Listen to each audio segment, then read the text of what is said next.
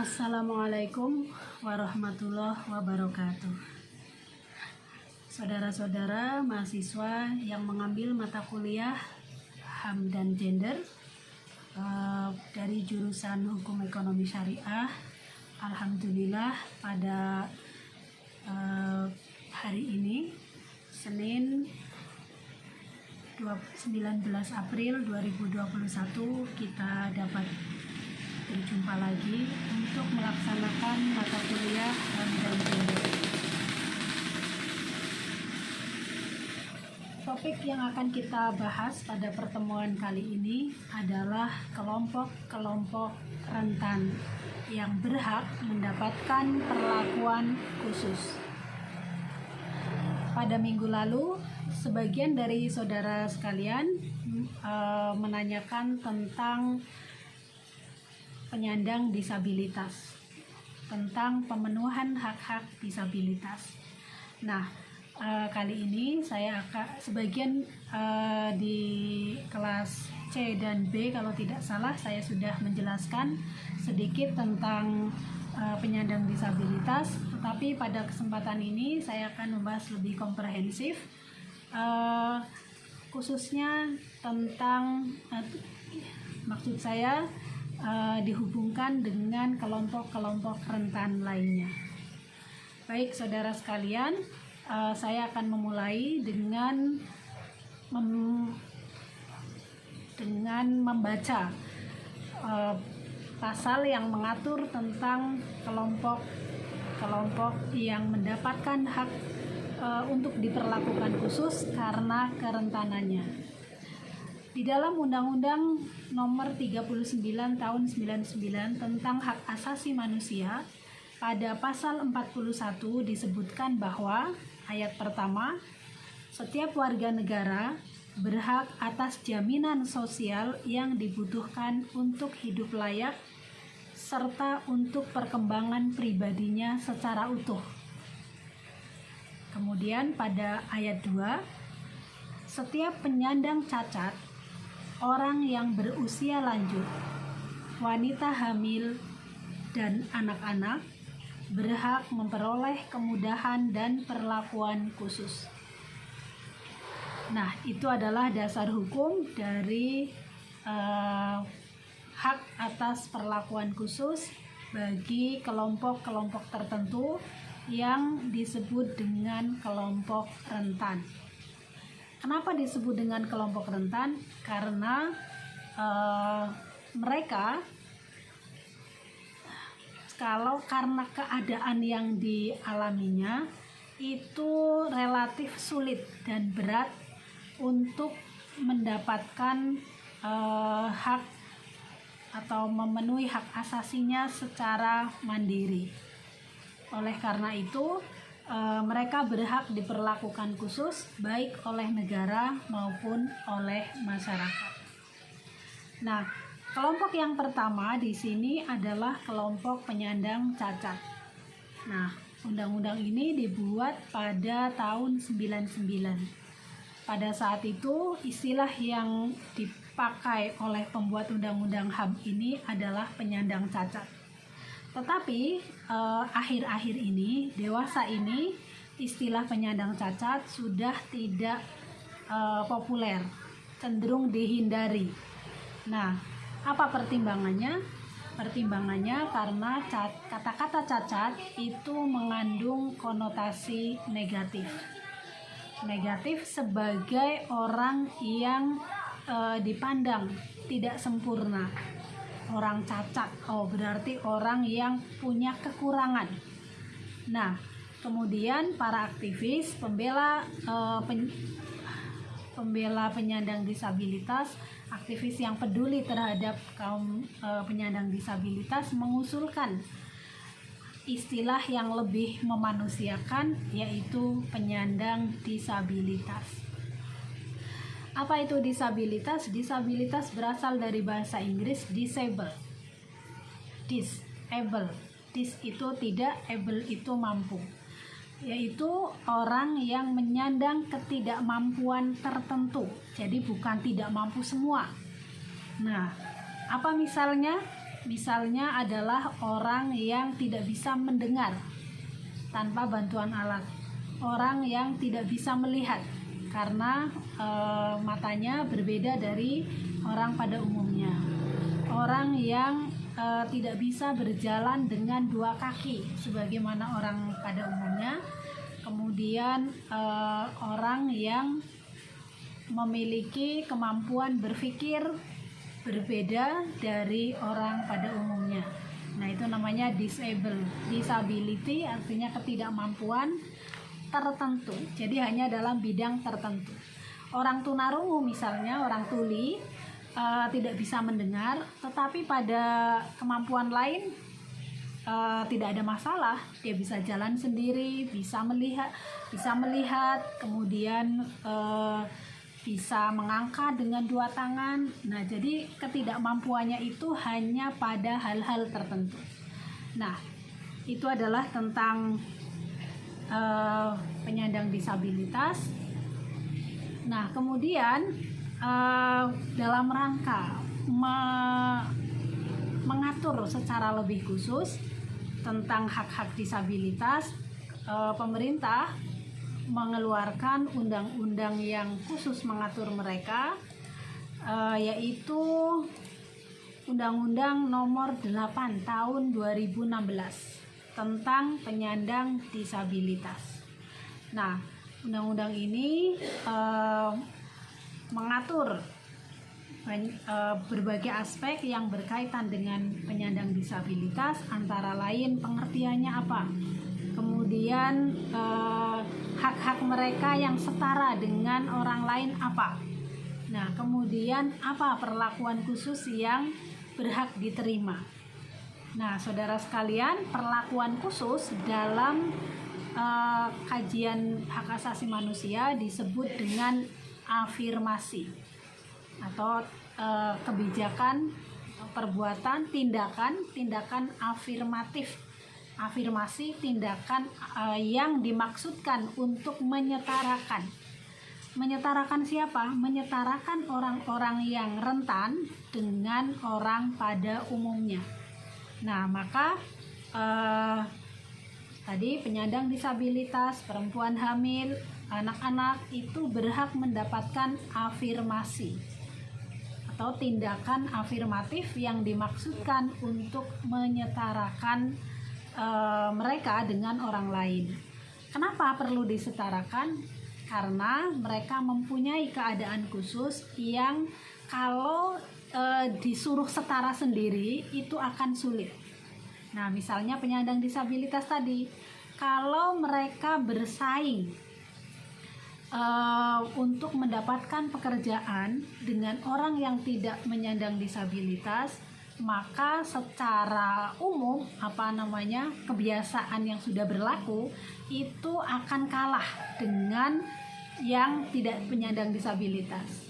Misalnya ada lowongan sebagai kasir di supermarket.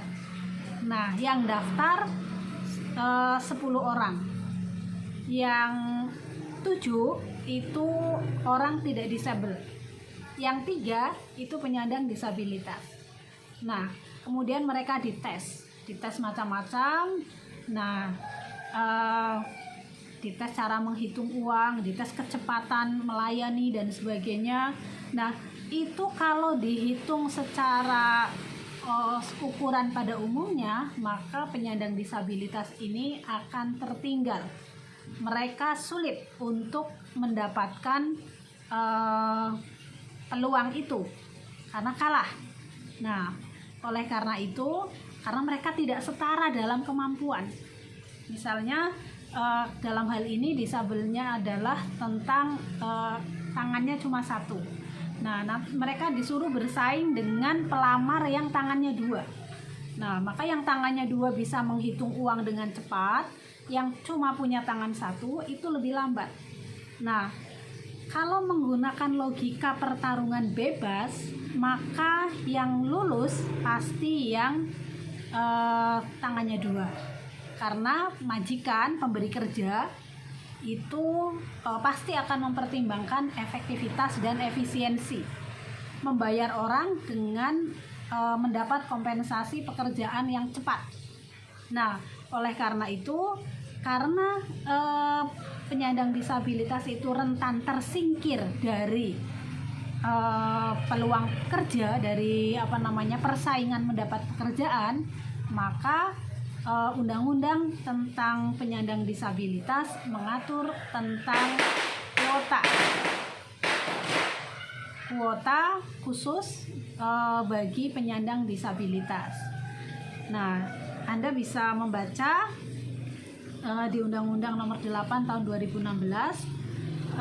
Saya hanya akan membaca pengertiannya di sini, yaitu penyandang disabilitas adalah setiap orang yang mengalami keterbatasan fisik, intelektual, mental, dan atau sensorik dalam jangka waktu yang lama, dan dalam berinteraksi dengan lingkungan dapat mengalami hambatan dan kesulitan untuk berpartisipasi secara penuh dan efektif dengan warga negara lainnya berdasarkan kesamaan hak. Nah, itu tadi. Jadi karena mereka memiliki hambatan, maka dalam mendapatkan hak atas pekerjaan dan penghidupan yang layak, mereka akan rentan tersingkir. Nah, oleh karena itu tadi saya katakan mereka berhak mendapatkan perlakuan khusus dengan cara kuota penerimaan pekerja yang dalam jumlah tertentu dikhususkan untuk mereka.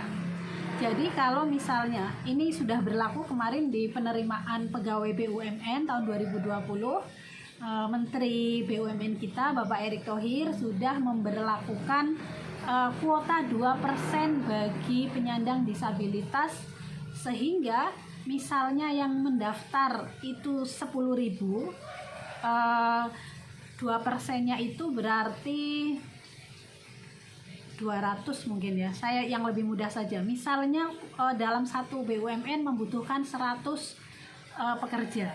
Nah, dengan kuota 2%, maka jika ada 2 pendaftar dari kalangan penyandang disabilitas, mereka otomatis lolos tanpa harus bersaing dengan yang tidak menyandang disabilitas. Nah, ini adalah contoh dari perlakuan khusus kepada mereka yang kalau kuota itu tidak ada, mungkin mereka akan tersingkir karena tadi mereka memiliki hambatan untuk bisa bekerja secara ukuran orang pada umumnya.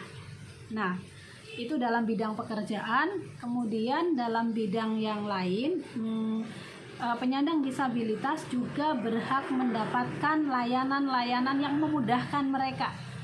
Misalnya layanan mengakses gedung.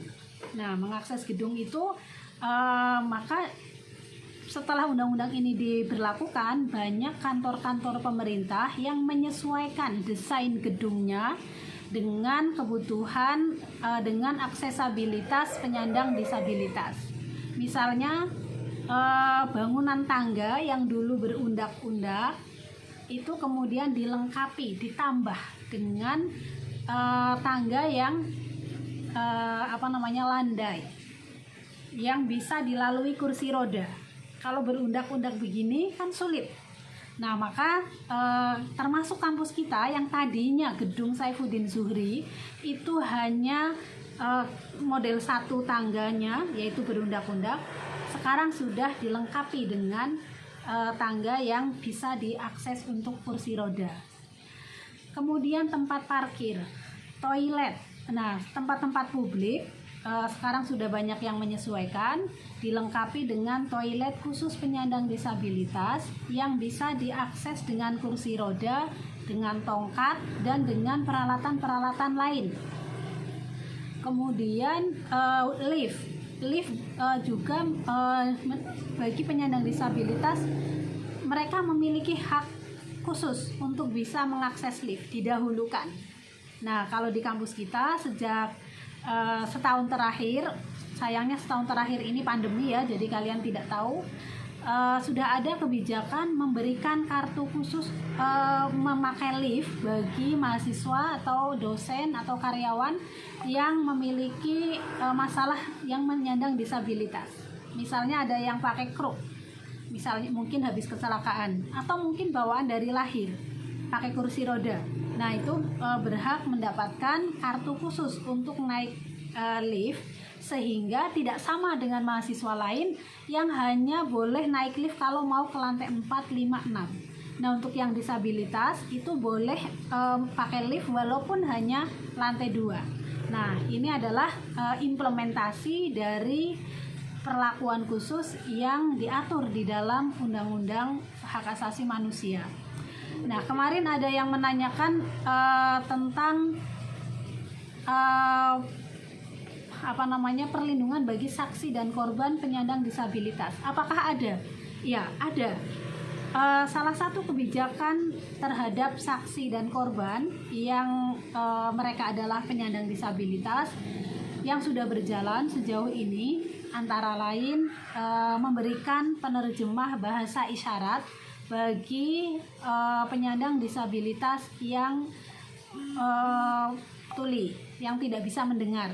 Nah, jadi kalau mereka berhadapan dengan hukum, pengadilan, hakim memberikan negara memberikan hak untuk diberikan penerjemah yang mengerti bahasa isyarat.